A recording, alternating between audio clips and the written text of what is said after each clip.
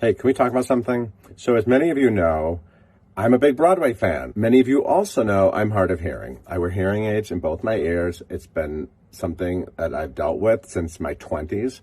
It's harder to get through life. Not always easy being a journalist, but I've figured it out.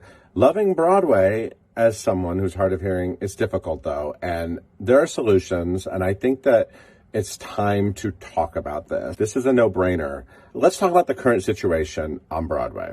Yesterday, I went to see 1776, and I gave them my driver's license, and I got the infrared headsets. They're basically picking up sound from microphones that sound like they're on the edge of the stage. I wish they were coming out of the actual sound of the performers' microphones that they're all wearing, but it's not. It's very echoey.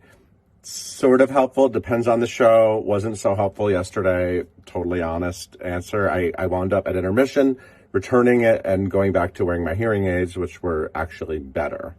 Then there's an app which has captioning, but it requires you to look at your phone. I mean, picture it. So either you're going to look down on your phone and then watch the show, or you're going to hold it up.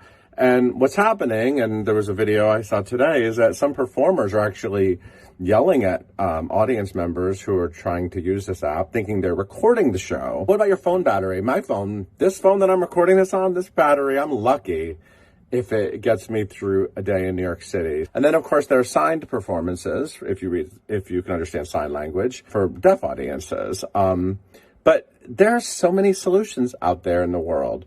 When I go to the movies, there are these boxes I can get that sit in the drink holder, and I can sort of position it under the screen and be reading as I go along, and no one else has to see it because, it keeps the light just to me. There's also these glasses you could wear, really fashionable, where you just see the script going across on the glass.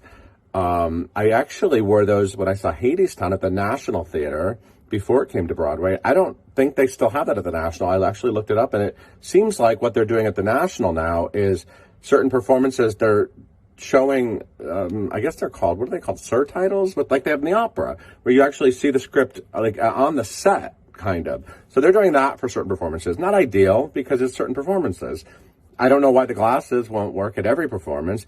I don't know why, the operas around the world have been doing since the 90s, because they're in other languages, why I can't be reading it on the seat in front of me. And there has to be a way to make that technology so it's not distracting other people, or you could have certain sections of the theater have these seats. What about all the international audiences coming to Broadway who don't understand a word of these shows? Why did Cats run for so long? Because they didn't have to understand it. A bunch of cats sang and danced, and one of them went up on a tire. It was very entertaining for them. And the technology for live chat, on FaceTime now, they have live captioning, which is amazing.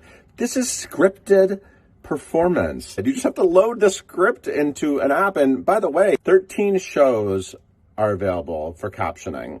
And based on my calculation, there are 27 shows running on Broadway this weekend. 13 are available, and the newest one with captioning is A Strange Loop, which opened 6 months ago. But here's the deal. Not only does Broadway appeal to older audiences, as you know, I'm on the younger side of issues, people with hearing issues, but think of all the people older than me, the people I get in line with when I'm getting the infrared headsets. Captions are also really helpful for accents.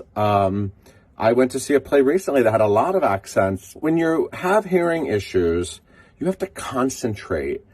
I have to concentrate so much. When I'm in a noisy restaurant, even sitting with a friend, trying to block out all the noise around me, I have to concentrate so much. And watching a show, it's the same thing. Accents are really hard. Mumbling is really hard, obviously. Lin-Manuel Miranda raps are hard to understand. I'm telling you, when I finally saw Hamilton on Disney Plus with the captions on, very different. The best time I saw Hamilton was on Disney Plus. When I have the full experience of watching a TV show with captioning, or watching Hamilton on Disney Plus with captioning, I realize what I am missing when I see the theater, because you kind of don't minute to minute realize what you're missing. But I do find myself, when I see plays, sometimes I'll read the script after especially if I'm, as a reporter, interviewing someone, or the lyrics to songs and listen to the music after. I can't get everything in those 2.5, 3 hours in the theater. I just don't. I did some research because it seems like everybody's using TV captions. I used to be embarrassed to have them on at my house when people visited. Now I have a lot of people say to me like, oh, I watch with captions too. So I decided to do a little research, and this website, preply.com, did a survey about captions and found out 89% of people have used closed captions. 50% use them most of the time. 50% of people use them. And here's a really interesting thing. Generationally, younger people are using them even more. Every generation, the number goes up. Percentage of people, because honestly, the shame is gone. People are talking about their issues. I used to be ashamed of these issues, and now I'm making this video. And the reason why younger generations love captions is because they say that it helps them understand the plot more.